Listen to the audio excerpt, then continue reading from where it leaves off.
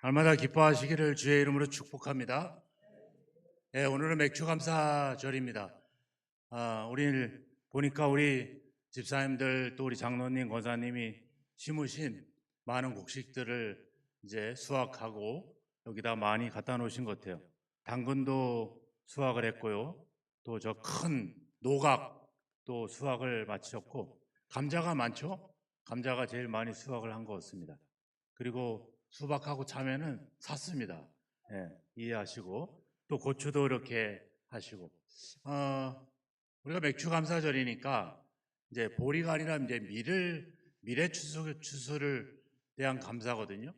밀을 구하려고 했더니 이게 쉽지 않더라고요. 주로 남부 지방에 많이 우리는 재배를 하고 있어서 그러면 대용으로 보리라도 좀 구해보자. 그래서 3주 전부터 강원도 또 포천으로 정선으로 충북 제천으로 또 저 충청도로 사방 아는 분들한테 사방 전화해서 보리를 좀 몇 단을 좀 구해 주셨으면 좋겠습니다. 이렇게 전화를 드렸더니 전화가 오는 겁니다. 없습니다. 이미 끝났습니다. 이미 철이 지났습니다. 실제로 철이 지나요. 왜냐하면 6월 초순 중순이면 보리를 다 베기 때문에 보리쌀은 있는데 이 보리 이삭을 구하기가 쉽지 않죠. 그런데 어제 그저께 금요일 날 오후에 전화가 왔습니다. 목사님 보리단을 한 당 구했는데 가져갈 수 있어요? 어떻게 구하시게 됐어요? 아니 갑자기 뭐 흙이 무너졌다고 해서 갑자기 좀 와서 일을 좀 도와달라고 해서 가봤더니 그 집 밭에 아직 수확을 베긴 했는데 탈곡을 안 한 보리가 있어서 좀 몇 단 달라고 했더니 흔쾌히 달라고요. 뭐 가져가실 수 있냐고. 저 지금 병원에 있습니다. 지금 검사 중에 있어요. 병원에 왜 가셨어요? 이제 암 치료를 끝나고 6개월 만에 이제 추적 관찰을 위해서 지금 정밀 검사를 하고 있는데 갈 수가 없는데 어떡하죠? 저희 막내 아들이 생각이 났어요. 그 근처에 있는 것 같아서 야 그러면 네가 빨리 오늘 밤에 가서 가지고 왔으면 좋겠다. 그래서 금요일 날 밤 11시에 보리가 도착을 했습니다. 그래서 토요일 날 이제 오전에 사모님이 열심히 갈고 닦아가지고 보리를 했습니다. 이게 가짜가 아니라 진짜 보리입니다. 근데 그 주인 어르신이 한 단 가지고 가지 말고 두 단을 가져가라고 했더니 한 단은 고스란히 남아가지고 또 이렇게 한 단을 드릴 수 있게 됐어요. 참 감사한 일들이 생깁니다. 자, 이 보리는 잘 보관했다가 저희가 내년에 교회에다가 좀 심어볼까 해요. 그러면 이제 다른 데다가 맥주절날 달라고 하지 말고 우리가 키워서 우리가 드리면 또 의미가 있지 않겠나 생각이 들어서 이제 이 싹은 잘 보관할까 합니다. 추수는 맥주절은 또 특별히 절기는 이렇게 추수와 관련이 되어 있습니다. 그래서 보리를 처음 추수할 때는 조실절, 무교절, 유월절과 비슷한 시기에 드리게 되죠. 그리고 보리를 심고 나서 이제 보리를 수확을 끝내고 이제 밀을 수확한 다음에 하나님께 드리는 절기는 바로 맥주절입니다. 그래서 맥주절은 보리가 아니라 밀을 수확해서 하나님께 드리는 그런 절기죠. 수장절 있죠, 마지막. 수장절은 이제 모든 곡식을 다 수확하고 저장한 다음에 하나님께 드리는 그런 절기를 수장절, 우리나라식으로는 추수감사절 드리게 되죠. 이렇게 하는 절기는 추수와 관련이 되어 있습니다. 근데 오늘 말씀을 15절의 말씀을 보시면 안식 후 이튿날 곧 너희가 요제로 곡식단을 가져온 날부터 세어서 7안식일에 수요를 채우고 7안식일 이튿날까지 합하여 50일을 계수하라. 되게 복잡하죠. 되게 복잡한데 이 맥주절에 대한 얘기거든요. 맥주절을 언제 지키라 이렇게 나오고 있는데 말씀을 잘 읽어보면 우리가 맥주절을 언제부터 지켜야 되는지가 명확하게 나와 있습니다. 언제부터 지켜야 될까요? 15절에 나와 있죠.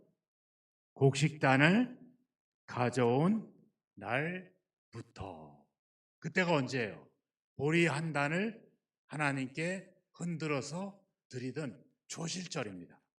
그러니까 맥주절은 맥주절 당일날 밀의 수확을 마치고 나서 드리는 것이 아니라 이미 곡식 수확, 보리의 곡식을 수확한 날부터 시작하게 되는 거죠.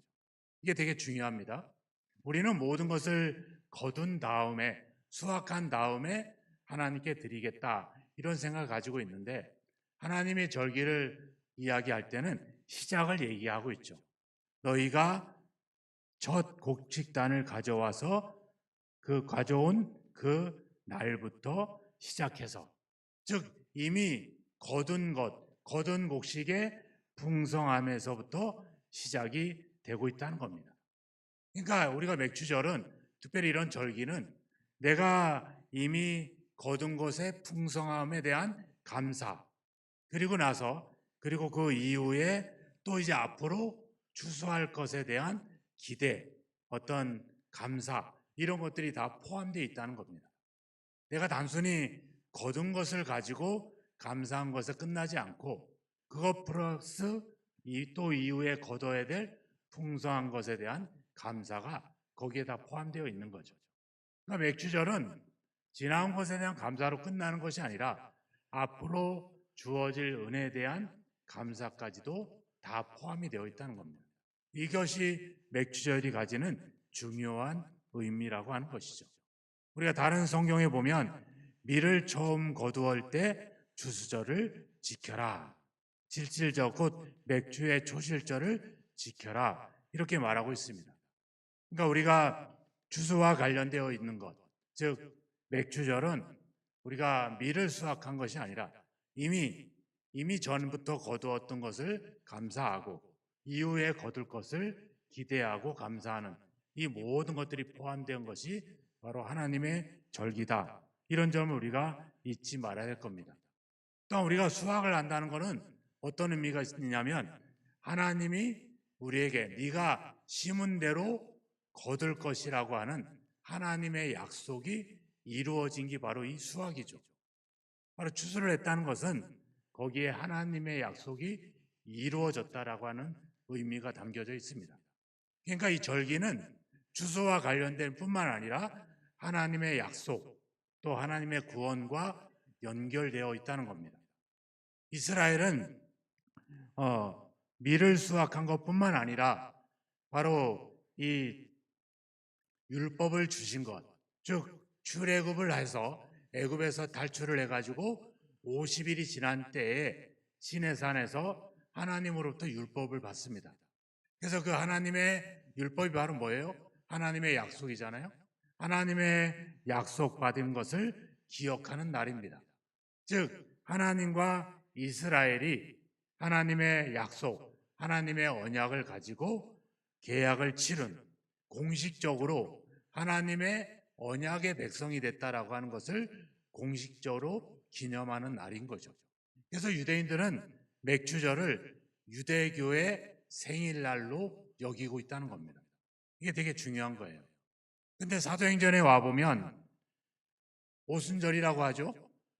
이 맥주절을, 실질절을 오순절이다, 그리고 또 맥주절이라 이렇게 말하고 있는데, 바로 예수님이 부활하신 다음에 50일이 지난 때, 그때가 바로 사도행전 2장에 나와 있는 성령이 강림하는 때죠. 그때 뭐가 탄생을 합니까? 교회가 탄생을 하게 되죠. 교회는 뭐예요? 하나님과 언약을 맺은 새로운 공동체입니다. 옛 공동체는 하나님의 율법과 하나님의 언약과 맺은 이스라엘이라고 한다면, 새로운 공동체는 바로 교회가 되는 거죠.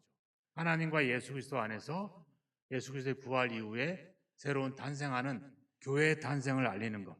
그래서 옛 공동체, 옛 이스라엘은 하나님과의 언약을 돌판에다 새깁니다. 하지만 새 언약의 공동체인 교회는 어디서 새길까요? 마음에 새기는 거죠. 그래서 성령이 우리 안에 내주하고 계시는 겁니다. 이게 의미가 좀 다른 의미가 있죠. 어떻게 보면 유대교의 생일이지만 교회의 생일이 바로 맥주절, 오순절이 되는 것이죠. 그러니까 하나님의 언약, 하나님의 구원과 연결된 것이 바로 이 맥추절이라고 하는 것입니다. 골로새서 2장 16절, 17절 말씀이 있습니다. 같이 한번 말씀을 읽어보겠습니다. 그러므로 먹고 마시는 것과 절기나 초하루나 안식일을 이유로 누구든지 너희를 비판하지 못하게 하라.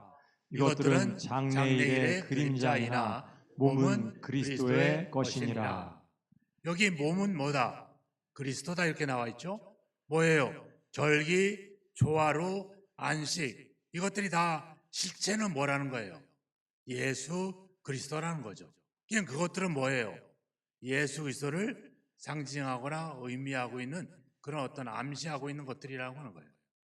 그러니까 우리가 뭐 이단들은 안식일을 지키고 또 유월절을 지키고 이런 칠칠절들을 지키죠.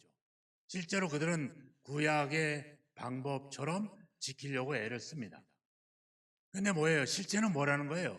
그런 종교적인 양을 드리고 곡식을 드리고 염소를 이런 흠없는 어린 양을 드리고 이런 것이 아니라 실제는 뭐라는 거야? 예수 그리스도라는 거죠. 바로 예수 그리스도께서 우리에게 보여주셨던 그 삶, 그것이 바로 우리가 해야 될 실체라고 하는 거예요. 오늘 말씀 21절 끝에 가보면 너희가 거주하는 각처에서 대대로 지킬 영원한 규례다 이렇게 말하고 있습니다. 규례라고 하는 말은 어떤 우리 신앙과 삶의 기준이 되는 하나님의 명령, 하나님이 정하신 명령을 규례라고 합니다.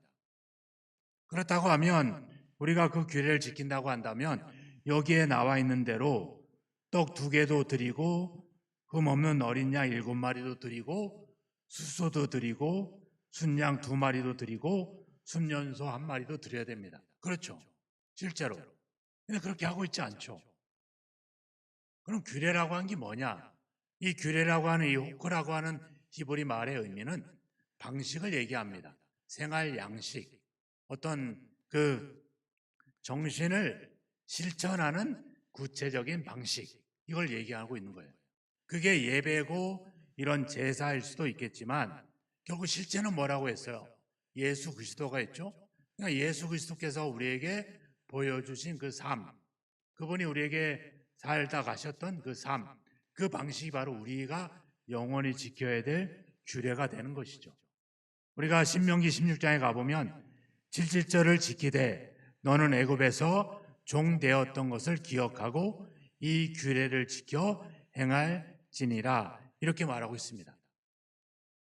하나님이 절기를 이야기할 때 우리에게 반드시 이야기하는 것은 너희가 종되었던 것을 기억해라 이렇게 말하고 있어요. 그러니까 그 규례라고 하는 것은 다른 말로는 우리가 기억하는 거죠. 어떤 기억들? 내가 예전에 하나님을 만나고 예수님을 만나기 전에 구원받기 전에 나의 삶이 어떠했는가? 그런데 거기에 하나님의 은혜가 임해서 지금 구원받은 나의 삶이 어떤가? 이것을 기억하는 겁니다. 오늘 15절, 16절에 보면 안식일 이튿날 또 곡식단을 가져온 날부터 세어서 7 안식일의 수요를 채우고 7 안식일 이튿날까지 합하여 50일을 계수하여 계속 뭐하라고 하고 있냐면 지나온 시간들을 계산하라고 하고 있어요. 세어보라고 하고 있어요. 뭐예요? 돌아보라는 거죠. 자기의 삶을 돌아보라는 겁니다. 어떻게? 안식 후 이튿날 77주 안식 후 그 다음날 50일 상세하게 돌아보라는 겁니다. 대충 모든 게 다 하나님의 은혜였습니다. 하나님의 은혜로 지금까지 살았습니다. 이렇게 하지 말라는 거예요. 우리가 지난주도 봤잖아요. 안식일날 하나님께 드릴 제물을 가지고 와서 광주리에 담고 와서 고백하라고 했죠. 뭐라고 고백하라고 하고 있어요? 하나님이 내게 약속하신 대로 이렇게 주셔서 인도하셔서 권능으로 인도해서 젖과 꿀이 흐르는 땅에 우리를 오게 하셨습니다. 거기에 뭐라고 있었어요? 신명기 21장에 거기 가면 주저리 떠들고 있어요. 우리 어르신들, 노인들하고 얘기하면 옛날 이야기 주절주절 얘기하시잖아요. 그 얘기를 하나님께 하라는 거야. 하나하나 세워서 하나님께 이야기하라는 거죠. 자기를 돌아보라는 거죠. 대충 돌아보지 말고 세심하게. 결국 우리가 하나님의 규례를 지킨다고 하는 것은 나에게 임한 하나님의 은혜를 상세하게 돌아보고 기억하는 것입니다. 그동안의 은혜를 돌아보는 것이죠. 여기서 15절에 세어보라, 16절에 계수해보라 이렇게 나와 있죠. 레 우세 파르셈, 너희를 위해서 세어봐라 이렇게 말하고 있는 거예요. 우리를 위해서, 우리에게 임했던 하나님의 은혜를 세세하게 세어보라는 거죠. 하나님의 규례를 지키는 것은 다른 것이 아니라 뭐 양을 잡고 소를 잡고 몇 월 며칠 날 드리고 이게 아니라 바로 하나님의 은혜를 세세하게 자세하게 돌아보는 것입니다. 그게 바로 절기를 지키는 중요한 의미가 있는 것이죠. 그래서 하나님이 약속하신 것을 내 삶을 통해서 이렇게 세밀하게 섬세하게 예비하셨구나. 우리가 그냥 맥주절이니까 보리를 장식해서 하나님께 드렸으면 좋겠다 이렇게 말하고 있지만, 그렇지만 하나님은 또 다르게 준비하고 있다는 겁니다. 제가 예전에 탄광에서 높은 산에 올라가서 혼자 지질 조사를 하고 있었어요. 그리고 지질 조사하기 위해서 볼대를 세우는데 이게 땅이 딱딱해서 안 되는 거예요. 그래서 제가 우스갯소리로 하나님 삽 한 자루 있었으면 좋겠습니다 그랬어요. 그리고 볼대를 세우고 돌아보니까 수풀에 삽이 한 자루가 있었어요. 그래서 막 웃었어요. 이게 너무 어처구니가 없는 거죠. 그래서 측량을 다 하고 마치고 내려와서 제가 지도에다가 조사한 거를 정리하다 보니까 기록엔 남지 않았지만 꽤 오래전에 거기서 탄광을 위해서 표면에 있는 탄을 캐치하기 위해서 했던 그 이야기들이 다른 종업원을 통해서 제가 알게 됐죠. 저는 뭐 우연하다고 말씀할 수 있지만 하나님은 되게 세밀하게 섬세하게 우리의 필요를 채워주신다는 거죠. 하나님은 그거를 우리가 세워보라는 거예요. 날짜만 세지 말고 그 안에 하나하나 나에게 임한 하나님의 은혜를 기억하고 세워보라는 거죠. 그리고 뭐 하라는 거예요? 21절에 나와 있죠. 이날에 너희는 너희 중에 성회를 공포하고 어떤 노동도 하지 말지니 이는 너희가 그 거주하는 각처에서 대대로 지킬 영원한 규례니라. 너희 땅에 곡물을 벨 때에 밤 모퉁이까지 다 베지 말며 떨어진 것을 줍지 말고 그것을 가난한 자들과 거류민을 위하여 남겨두라. 나는 너희의 하나님 여호와니라. 뭐 하라는 거예요? 나누라고 하는 거죠. 나누라. 어떻게 나누라? 떨어진 것을 줍지 말라. 데칼레. 모조리 줍지 말라 이런 말이에요. 베지 마라. 델라케트. 샅샅이 긁어내지 말라. 이렇게 말하고 있는 거예요. 히브리 성경에 보면 로 데칼데, 로 델라케트 이렇게 말하고 있어요. 절대, 결코 다 베지 말고 다 줍지 말고 샅샅이 긁어내지 마라. 앞에 19장 10절에 가보면 그냥 버려라, 버려두라 이렇게 말하고 있어요. 내 건데 내가 고생하고 내가 열심히 하고 내가 땀 흘린 건데 버려두라는 거예요. 네가 아닌 것처럼 그냥 버려두라는 거예요. 누구를 위해서? 가난한 이웃들을 위해서. 뭐 때문에? 네가 받은 하나님의 은혜가 있지 않느냐. 그 아주 세밀하게 섬세하게 주셨던 하나님의 은혜가 있지 않느냐. 그걸 기억한다면 남겨두게 되고 버려두게 되고 나누게 된다는 거죠. 이것을 나누라고 하는 겁니다. 우리가 오병이의 기적이 일어날 때가 있었죠. 수많은 사람들이 모였는데 배가 고팠어요. 먹을 때가 됐는데 먹을 게 없었습니다. 그런데 누가 보리떡 5개, 물고기 2마리를 예수님께 드렸습니다. 누가 줬을까요? 여러분들이 준 게 아니죠? 제가 준 게 아니라 누가? 크게 좀 대답해 보셔요. 누가 줬어요? 어린 아이가 줬죠. 여기까지 동의하시죠? 아닌데?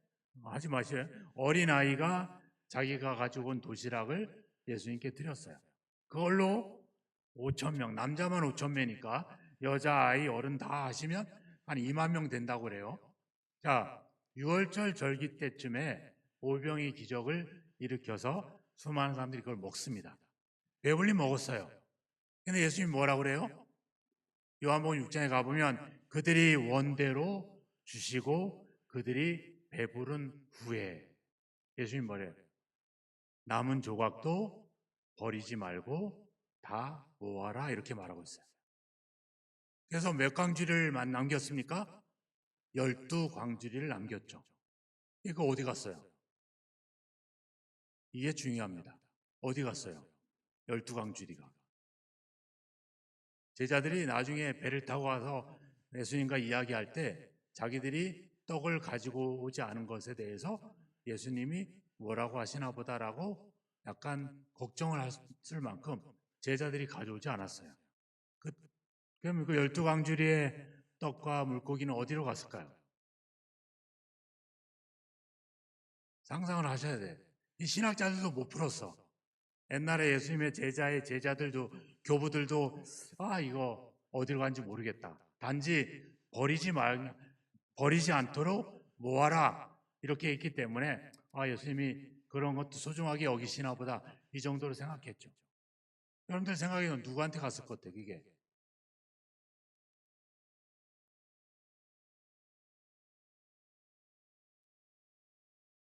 누구한테 줘야 될까요?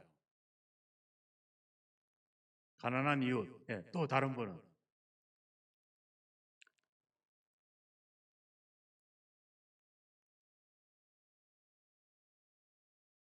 이건 정답이 없어요.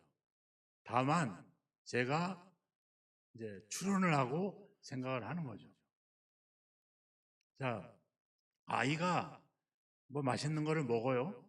먹다가 엄마가 이렇게 하죠. 그럼 우리 한준이도 먹다가 아빠 줘요, 안 줘요? 주죠. 주는데 아빠가 모르고 콱 먹었어. 애가 어떻게 할까요? 뭐 대부분의 애는 웁니다. 아니 달라고 해서 지가 줬는데 조금 먹었는데 울어. 왜 울어? 여러분들 같으면 이해가 돼요, 안 돼요? 이해가 안 되는 문제예요. 아이는 웁니다. 예. 사람들이 다 배고파 하는데 아이가 도시락을 예수님께 드렸어요. 아무도 안 주는데 아이가 드렸어. 그리고 그걸로 자기도 배불리 먹었고 수많은 사람들도 배불리 먹었어요. 하지만 아이는 어때요? 어떤 마음인지는 모르죠. 하지만 그 말씀 뒤에 가보면 예수님이 이렇게 이야기합니다. 하나님이 아버지가 나를 보내신 뜻은 내게 주신 자 중 하나라도 잃어버리지 아니함이라. 이렇게 나와 있어요. 그 잃어버리지 않으려고 하나라도 하는 것은 누구예요? 바로 그 아이죠. 어떻게 보면 아이가 자기 것을 자원해서 드렸긴 했지만 그럼에도 불구하고 자기는 그걸 아껴 먹을 수도 있고 남겨 먹을 수도 있음에도 불구하고 다 드렸잖아요. 아이는 아무것도 가진 게 없는 거죠. 그 아이의 어떻게 보면 그 상실될 그 마음조차도 예수님이 헤아리지 않았나. 그래서 그 아이에게 그 12광지를 주지 않았겠나. 다 들고 갈 수는 없다 할지라도 마을 주민들이 같이 가져갈지라도 이 아이가 이걸 가지고 와서 얼마나 많은 자랑들을 하고 얼마나 이야기들을 하고 평생에 이 아이는 이거를 잊지 않을 것이죠. 나눔이라고 하는 거는 내가 배부르고 내가 이제 다 만족하고 그래서 그랬는데도 남았기 때문에 베푸는 게 남는 게 아닙니다. 나눔이라고 하는 거는 내가 그냥 저 사람이 불쌍해서 주는 게 아니에요. 그 마음 하나라도 잃어버리지 않도록, 실족하지 않도록, 내 문제는 아니지만 그 아이의 그 작은 마음도 상실되지 않도록 그걸 살핌으로 드리는 것, 그렇게 할 수 있는 것, 그렇게 그게 나눔이라고 하는 거죠. 즉 여러 가지로 상실되고 가난하고 어려운 자들, 이런 자들을 위해서 줄 수 있는 것. 요번 우리가 정부에서 1인당 뭐 15만 원에서 55만 원까지 준대잖아요. 얼마나 신납니까? 네. 우리 이거 소상공인을 위해서 잘 쓰면 좋겠습니다. 이거 안 쓰면 안 됩니다. 쓰는 기한이 있기 때문에 써야 돼요. 근데 우리가 이렇게 어떻게 보면 그냥 거저받기도 한 거잖아요. 내가 낸 세금이기도 하지만 거저받았으니까 이거 이참에 내가 내 이웃 중에 그거 하나 없어서 힘들어하고 있는 이웃들 좀 나눠주고, 그냥 내 건 아니더라도 그냥 나한테 준 은혜 나눠줄 수 있는 거. 나눔이라고 하는 거는 풍족한 중에 주는 게 아니라, 내가 다 쓰고 내가 배부른 다음에 하는 게 아니라 그 마음의 상처 아픔까지도 만질 수 있는 그런 것, 상대를 배려하고 상대를 이해하면서 줄 수 있는 것. 내가 이걸 줘도 저 사람이 상처가 되지 않을까, 이런 것까지도 헤아리고 살펴서 드릴 수 있는 그 마음. 예수님이 나 하나도 잃어버리지 아니하려고 하는 그 마음으로 모으라, 버리지 마라 했던 그 마음, 그런 것들이 우리에게 필요하다는 겁니다. 오늘 21절에 이야기합니다. 같이 한번 읽겠습니다. 이날에 너희는 너희 중에 성회를 공포하고 어떤 노동도 하지 말미티니 이는 너희가 그가 거주하는 각처에서 대대로 지킬 영원한 규례니라. 여기 보면 노동도 하지 말라고 있죠. 휴식도 나눠야 됩니다. 재물도, 먹는 것도 나눠야 되지만 쉼도 나눠야 돼요. 나 혼자 쉬어서는 안 됩니다. 다른 사람도 쉬어야 돼요. 일하거나 사업하는 분들은 사업주만 쉬지 마시고 종업원들도 쉬게 하셔야 됩니다. 우리도, 그래서 저희가 애찬을 나누고 뭐를 할 때도 자원해서 하는 이유는 뭐예요? 그것 때문에 없습니다. 우리가 구역이하고 이래봐요. 예배 드리고 중간에 그냥 나가서 빨리 준비해야 되잖아. 누군 예배 드리는데 누군 가서 밥하고 있어요. 우리가 야유회를 가는데 도시락 안 싸가요. 왜? 누구는 도시락 싸고 그냥 말고 속된 말로 쎄 빠지게 고생해서 가고, 누구는 덜레 구경하면서 타고. 저는 그걸 원치 않습니다. 같이 나누고 같이 쉬고 같이 나누는, 이게 바로 교회고 이게 정신인 거죠. 예수님이, 하나님이 얘기하잖아요. 네가 거주하는 각처에서 대대로 지킬 영원한 규례니라. Wherever you live, 네가 어디서 살든지, 우리가 거기서 소를 잡을 수 없고 양을 잡을 수 없지만 하나님이 주신 그 규례, 정신, 방식, 그것은 우리가 어디에 살든지 지켜야 됩니다. 그건 바로 뭐예요? 본체는 예수 그리스도죠. 예수 그리스도의 섬김, 희생, 이런 정신이 우리가 살아가야 될 규례며 지켜야 될, 영원히 지켜야 될 규칙, 규례라고 하는 것입니다. 바로 하나님의 은혜를 기억하는 겁니다. 자신을 돌아보는 것입니다. 그리고 그 은혜를 기억해서 이웃들과 나누는 것입니다. 풍족한 중에 그냥 많은 것 중에 나누는 게 아니라 그들의 마음과 그들의 형편을 살펴서 세심하게 나눠야 됩니다. 이게 바로 우리가 어디에 살든지 지켜야 될 영원한 규례라고 하는 것입니다. 종교적인 예식에, 종교적인 절기에 매이지 마시고 예수님이 우리에게 보여주셨던 그 삶, 왜 하나님이 이 절기에 이웃들을 위해서 우리의 것을 남기고 버리고 함께 그렇게 나누라고 하셨는지 그 의미들을 잘 새기셔서 이 절기를 예배로만 마치지 마시고 여러분들의 삶을 통해서 이웃들과 함께 나누면서 내가 하나님께 감사하다는 말을 예배가 아니라 내 삶을 통해, 나눔을 통해 하나님께 대한 감사를 나눔으로 표현할 수 있는 그런 저와 여러분이 되기를 주님의 이름으로 축복합니다. 기도하겠습니다. 함께 기도하겠습니다. 하나님 아버지, 감사합니다. 이 시간에 맥주절의 말씀을 잠시 상고하였습니다. 하나님, 우리는 그동안 넉넉한 중에 또 넉넉하지도 않지만 상대방을 생각하지 못하고 내 입장에서 베풀고 나누기도 했습니다. 때로는 예배와 종교적인 의식으로 하나님께 감사함을 더 표현했다라고 생각하기도 했습니다. 하지만 오늘 우리가 어느 곳에 살든지 우리가 영원히 지켜야 될 그 절기, 그 예배, 그 하나님의 뜻을 잠시 다시 한번 생각하고 묵상하게 되었습니다. 이제 아버지 예수 그리스도께서 우리에게 보여주셨던 어린아이 하나도 그 마음 상하지 않도록 살피셨던 그 마음, 그것을 우리가 돌아보면서 우리의 신앙이, 하나님에 대한 믿음이, 감사가 이 예배와 이 교회 안에 갇혀 있지 않게 하시고 우리의 삶을 통해, 나눔을 통해 하나님에 대한 감사를 표현할 수 있는 그런 성숙한 저희들의 신앙이 될 수 있도록 인도하여 주옵소서. 우리 주변에 여전히 힘들어하고 어려워하고 있는 이웃들이 많이 있습니다.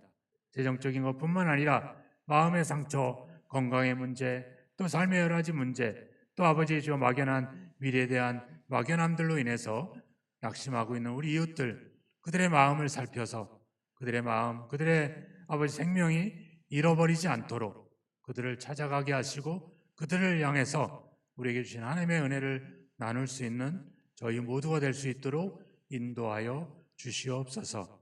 그래서 우리의 삶을 통해 이번 한 주간 우리의 삶에서 하나님의 이 감사가 우리의 삶으로 녹여지고 적용되고 실천될 수 있도록 함께하여 주옵소서. 믿사옵고 예수님의 이름으로 기도하옵나이다. 아멘.